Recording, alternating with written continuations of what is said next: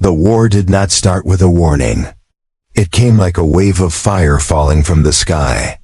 Earth's defense lines were already broken by the time Captain Aidan Locke reached the last shelter. Smoke covered the horizon, and the sound of alien ships filled the air like a storm ready to destroy everything. He moved fast through the ruins of the forward base, searching for survivors. The command tower was gone. The hangar was burning. But in the center of the chaos stood one figure, kneeling beside broken steel, her silver armor cracked and sparking. She was not human. She was something else, tall, graceful. Her skin shimmered like moonlight, and her white braided hair was covered in ash. Her eyes glowed faintly with golden light. Aidan didn't raise his weapon. Instead, he knelt beside her and checked her wounds. She did not stop him. Her voice was soft, tired, and confused. "You are human," she said, barely above a whisper. "Why are you helping me?" Aidan didn't answer at first. He saw her armor. One side of the shoulder plate was damaged, exposing wires and blood. Without thinking, he pulled a toolkit from his belt and started fixing it. He worked silently, hands steady as war thundered above them. The alien warrior didn't resist. She just watched him with curious eyes, her breathing slow. She had every reason to strike him down, yet she didn't. Maybe she was too weak. Or maybe something about this moment held her still. Aidan finished sealing the plate. The armor hissed and locked. Energy lines flickered back to life across her shoulder. She looked at it in disbelief, then at him. He expected a cold thank you, or maybe nothing at all. But what she said caught him completely off guard. "I'll defend you," she said slowly, her voice stronger. "As long as I breathe, you will not fall." Before Aidan could reply, a loud explosion shook the ground. A transport ship crashed nearby, throwing heat and dust into the air. The warrior stood, now steady on her feet. Her armor was glowing faintly, power restored. She reached out and grabbed a fallen blade from the rubble. It was curved, elegant, and deadly. With one motion, she activated it. A wave of light ran across the blade's edge. Aidan stood beside her, uncertain of what to do next. "I am Saraya, Sentinel of Varelia," she said. "We were betrayed. Our command ship fell from orbit. I alone survived." Aidan looked around. "Your people attacked first," he said carefully. Saraya shook her head. "Not my choice. Our leaders made a mistake. I never agreed to the invasion." They stood in silence for a moment as fire danced in the distance. Aidan wanted to trust her, but logic fought against the idea. She was the enemy. But when she looked at him, there was no hatred, only purpose. Suddenly, they heard movement, metal clanking, alien speech growing louder. Saraya turned toward the sound. A small squad of her own kind was advancing through the rubble. Their weapons were ready. But they were not coming to help her. They were hunting both of them. She stepped forward and raised her blade. "They believe I sided with humans," she said. "Now they will kill us both." Aidan raised his rifle and stood beside her. "Then let's not die quietly," he said. She looked at him again, her expression calm, proud. "Fixing my armor was more than kindness," she said. "It made U.S. allies. That means I protect you now." The enemy soldiers came into view. Saraya didn't wait. She charged forward like a silver storm, cutting down the first attacker before he could fire. Her movements were sharp and beautiful, almost like a dance of steel and light. Aidan followed behind, covering her flank with precise shots. The battle was short, brutal, and loud. When it ended, the last soldier hit the ground, and Saraya stood in the center of the wreckage, breathing hard but unhurt. She turned back toward Aidan. "You are not like the others," she said. "You fix what is broken. You save without asking." Aidan lowered his rifle slowly. And you fight for someone. You just met, she nodded. You gave me reason to. Together, they walked into the ruins, both uncertain of what would come next, but somehow no longer alone. They didn't stop to rest. The enemy patrol could return, and both Aiden and Soraya knew it. The sky above them still burned red from the wreckage in orbit. Ash drifted through the air like snow, settling softly on the remains of what used to be Earth's last defense base. Soraya moved like she had trained all her life. Every step was sharp. Every motion had meaning.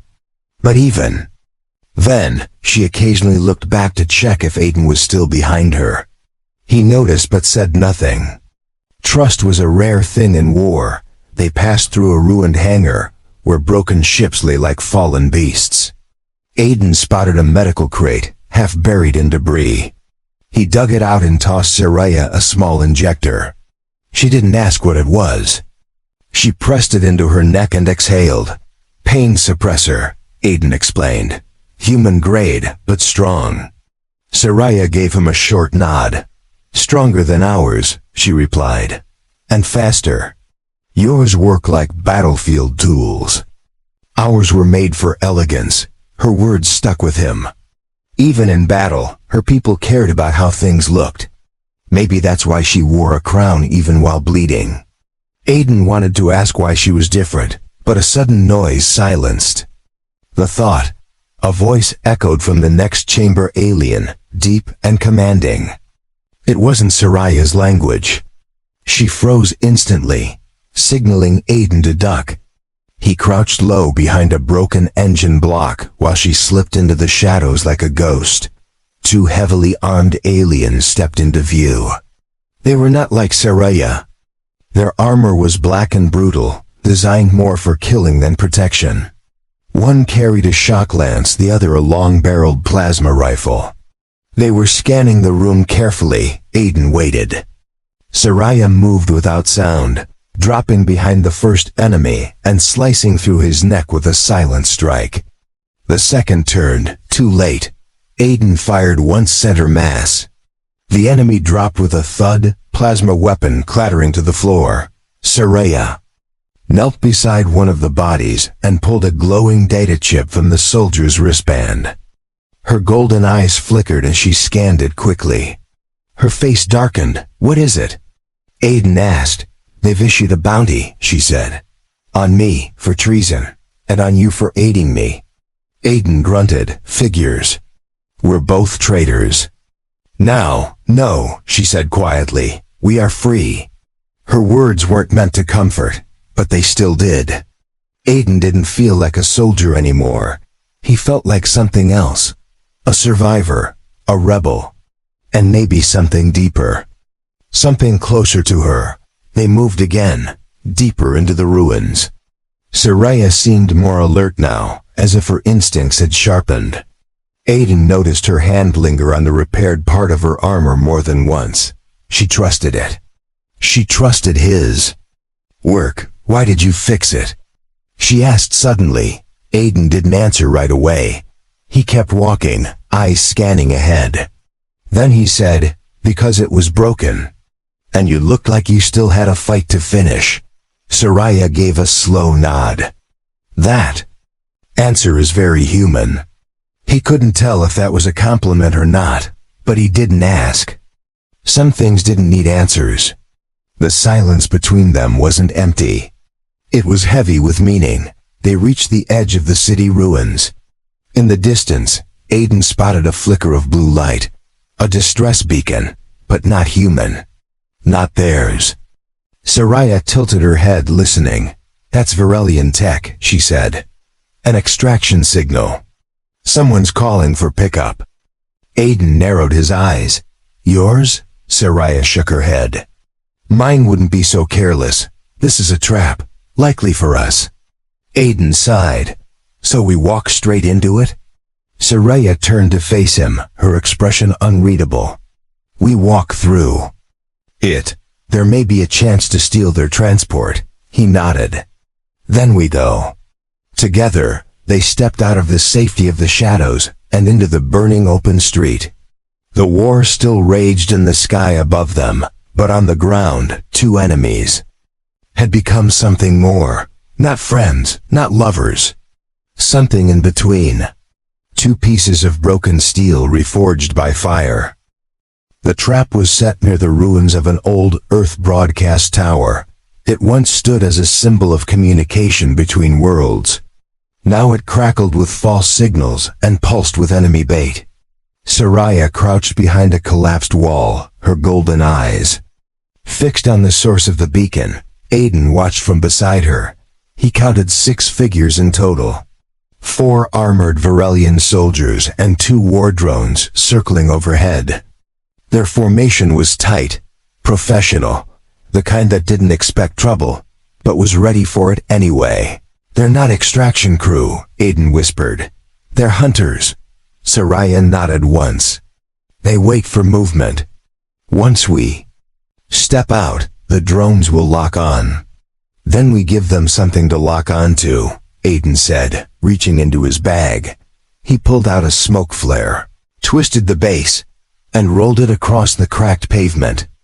Within seconds, thick gray smoke rose, covering the ruins in a dense fog. The Varelians shouted in alarm as the drones dipped lower, scanning. Soraya moved first. She vanished into the smoke like a whisper, her blade glowing faintly in her hand. Aiden heard the clash of steel and the flash of plasma bursts. He moved around the right flank, rifle ready, scanning through the haze. One drone came into view, blinking red. Aiden aimed and fired 3 rounds. The machine exploded mid-air, raining sparks. A scream rang out nearby. Soraya's strike had found its target. By the time the smoke cleared, only 2 soldiers remained. They were backing toward the beacon, shouting for backup in their native tongue. Soraya stood between them and the signal. Blood on her blade and fire in her eyes. Aiden joined her, rifle pointed. "We end this fast," he said. She nodded. "No mercy." They moved as one. Her speed was unmatched. His aim was precise. The last 2 enemies fell, their bodies hitting the stone without sound. The battlefield was silent once again. Soraya stepped to the beacon and kicked it over. It shattered, sparking once before going dark. She turned toward Aiden, her breathing steady. "They'll know we're here now," she said. "More will come." "We need transport," Aiden replied. "If we stay on foot, we're dead." She pointed to the wreckage of a Varelian dropskiff hidden near the wall. Its engines were damaged, but the cockpit remained intact. Aiden ran to it, pried open the hatch, and began scanning controls. "Can you fly it?" Soraya asked. "Only if you hold it together long enough for me to start it," he said. She climbed on top, placing both hands on the main power core. Her armor pulsed as she transferred energy directly into the skiff systems. Aiden worked quickly, bypassing code, stabilizing fuel intake, overriding lockouts. The engines whined, coughed, then roared to life. Dust kicked up around them as the skiff hovered a few feet off the ground. Aiden jumped in and offered his hand. Soraya took it without pause and swung into the seat beside him. As they lifted off, gunfire erupted from a nearby ridge. More Varelians. Soraya turned in her seat, activated the skiff's side turret, and fired back in controlled bursts. Her aim was as flawless as her blade. They cleared the ruins, flying low between broken towers and scorched earth. Aiden checked the nav system. A signal blinked weakly in the distance. "There's an old human outpost 10 clicks east," he said. "Might have supplies." Soraya gave a sharp nod. "We make for it." Minutes passed in silence as the skiff cut through the wind. The world below looked like a graveyard. Smoke still rose from distant cities. Fires still burned in the forests. Nothing felt real. And yet, sitting beside an alien warrior, Aiden had never felt more alive. "You never asked why I was on Earth," she said softly. I figured you'd tell me when you were ready, he replied. She was quiet for a long moment. Then she spoke. I was sent to negotiate peace. I failed. War started before I could speak. And now I carry the weight of silence. Aiden looked at her. You didn't fail. You're still fighting. That's not failure. She met his gaze. You fixed my armor. Maybe I can still fix something too. And with those words, a bond that had started in metal and blood began to take deeper root, something neither of them fully understood yet. The skiff landed softly near the remains of the old outpost. It had once been a monitoring station surrounded by trees and signal towers. Now rusted panels and broken gates were all that remained. Aiden stepped out first, rifle ready. Soraya followed, blade in hand. Her movements were slow but sharp. Every corner was checked. Every shadow watched. Her armor hummed quietly with each step, as if sensing the danger before it came. Inside, the outpost was mostly intact. Power was dead, but the walls were strong. Aiden found a backup generator and kicked it on with a manual override. Lights flickered. A low hum ran through the floor. They walked into the command room. Dust covered the consoles. Aiden tapped a screen, wiping it clean. Surprisingly, the local files were still functional. He loaded the last logs, eyes scanning rapidly. Soraya stood behind him, arms folded. What does it say? Earth Command abandoned this post during the first wave, Aiden replied. But they left a drone behind, surveillance, and it's still active. She stepped closer. Where is it now? Underground, he said. In the vault bunker. Sealed tight. Soraya turned and headed toward the lower levels without a word. Aiden grabbed his gear and followed. The stairs creaked beneath their boots. The air grew colder. The silence deepened. They reached a steel door, half buried in rubble. Aiden used his ID chip to override the lock. With a loud click, the door slid open. Inside, the drone powered up, recognizing human presence. It hovered slowly out of its dock. Sleek. Obsidian black. Its sensors blinked blue. Aiden spoke first. Unit 87, status report. The drone responded in a calm voice. Monitoring in progress. Hostile activity detected in Sector Delta. Corellian forces gathering. Soraya stepped in. Are they preparing to attack? Confirmed, the drone replied. An orbital cannon is being assembled. Launch in 32 hours. Target, remaining human resistance strongholds. Aiden cursed under his breath. Then we're running out of time. Soraya's jaw tightened. We need to destroy that cannon. The drone hovered closer. Coordinates available. Terrain is hostile. Recommend heavy support. Aiden looked at Soraya. Can that skiff handle one more run? She didn't hesitate. If you fly it, I'll shield it. They returned topside and loaded supplies from the outpost. Energy cells, medpacks, reinforced plating for the skiff. Soraya worked in silence, her eyes focused but her thoughts far away.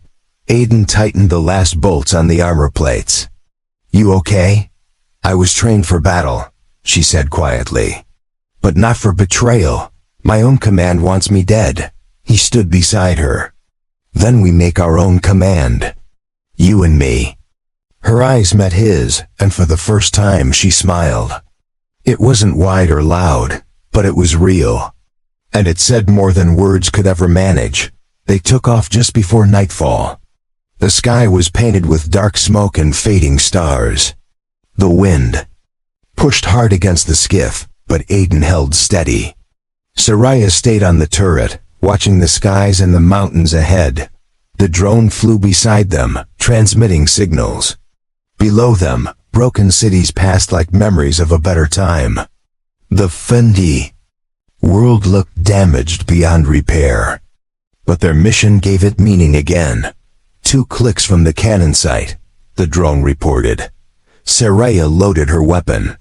"We strike at first light." Aiden looked toward the horizon. "Then let's end what they started." The mountain ahead glowed faintly from energy buildup. The Varelians were getting ready to fire. And unless someone stopped them, the rest of Earth's survivors would vanish in flame. The sun had not yet risen, but the glow of the Varelian cannon painted the sky with dread. A swirling core of unstable energy hovered above the mountain as mechanical limbs extended around it like a skeletal beast preparing to fire. Saraya studied the terrain through the skiff's viewport.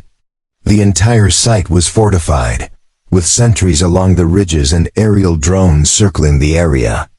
Mechs moved in heavy patterns, dragging equipment toward the platform. Aiden sat beside her, hands tight on the controls. "We'll never make it through the front." "Then we don't," she said. "There's a maintenance route beneath the ridge. I saw it on the drone's map." "You're sure?" She nodded. "It leads under the facility, but it will be crawling with guards." Aiden cracked his knuckles. "Then we move quiet and fast." They landed the skiff half a click away, hidden under a canopy of broken satellite dishes. The moment they stepped out, the air felt heavier. Radiation from the cannon hummed through the soil. Saraya led the way, crouching low, her blade drawn. Aiden followed close, rifle ready. They reached the ridge and slipped through a narrow tunnel filled with rusted cables and dead lights. It stank of oil and blood. Aiden stepped over an old human helmet, crushed flat against the ground. Saraya didn't pause. She had the look of someone who had seen too many corpses to mourn anymore. They emerged into a dim utility bay beneath the cannon structure. Machinery clanked above them. Footsteps echoed through steel corridors. Voices shouted in Varelian. Saraya raised a hand signaling silence. A patrol passed overhead, unaware. Aiden moved toward the access shaft. The ladder was narrow, barely holding under their weight. Every step creaked. Every breath felt too loud. They reached the upper floor and found themselves behind a control panel facing the cannon's main power core. A thick column of plasma twisted between giant coils. The blast would be unstoppable if it fired. Saraya crouched behind the console and pulled out a small spherical device. "This is an overload detonator," she said. "If I plant it here, the cannon will collapse in on itself." Aiden looked at the wiring. "I can link it to the stabilization matrix. That'll multiply the effect." He began rewiring with fast, practiced fingers.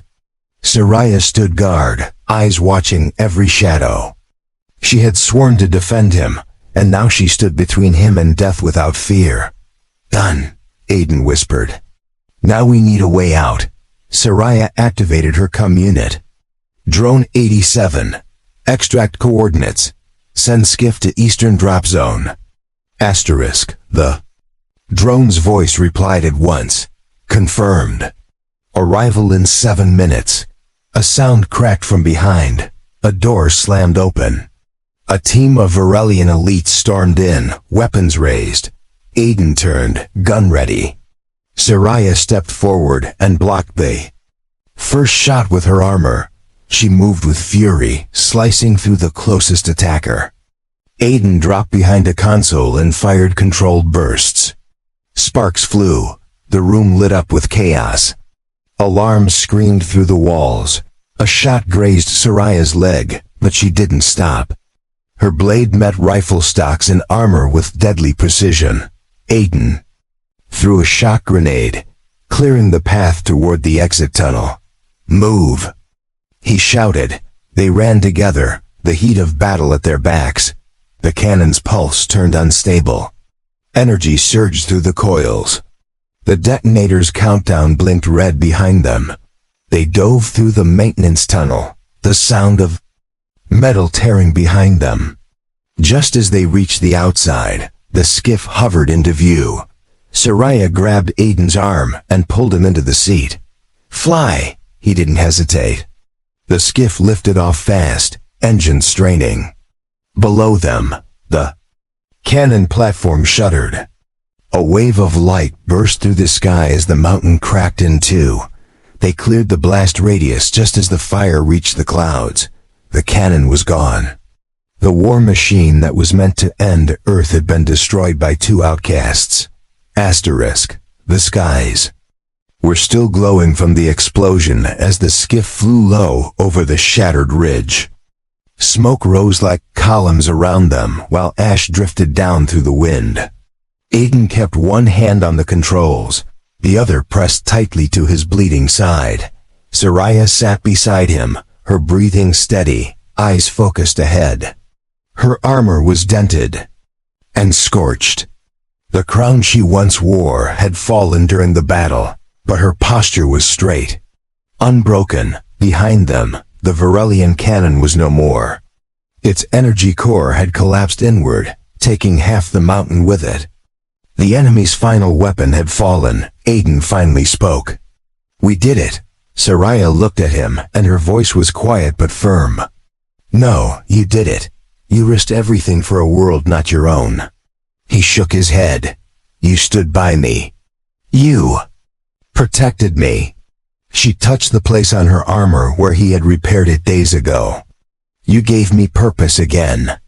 The skiff began to slow as they reached the outskirts of a forgotten human refugee zone. A few scattered buildings remained, hidden under camouflage netting. Survivors stepped out, blinking toward the incoming ship. Children stared. Elders rose from behind stone walls.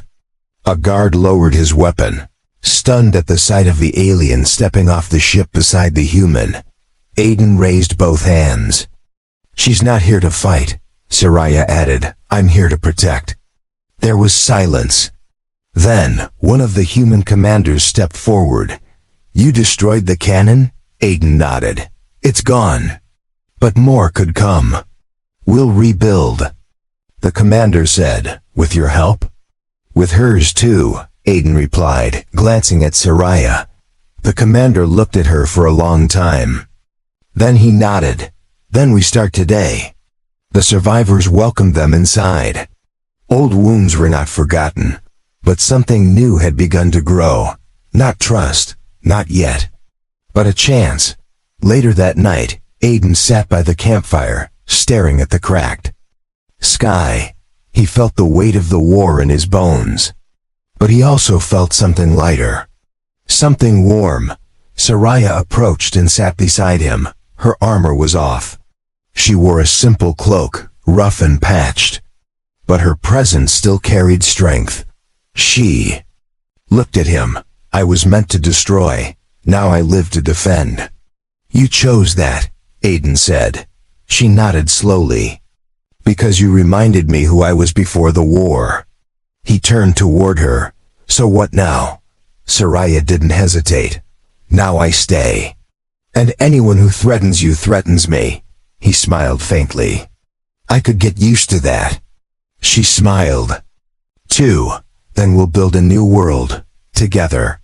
They sat without words, flames flickering in their eyes. And for the first time in a long time, the stars above did not feel so far away. Asterisk.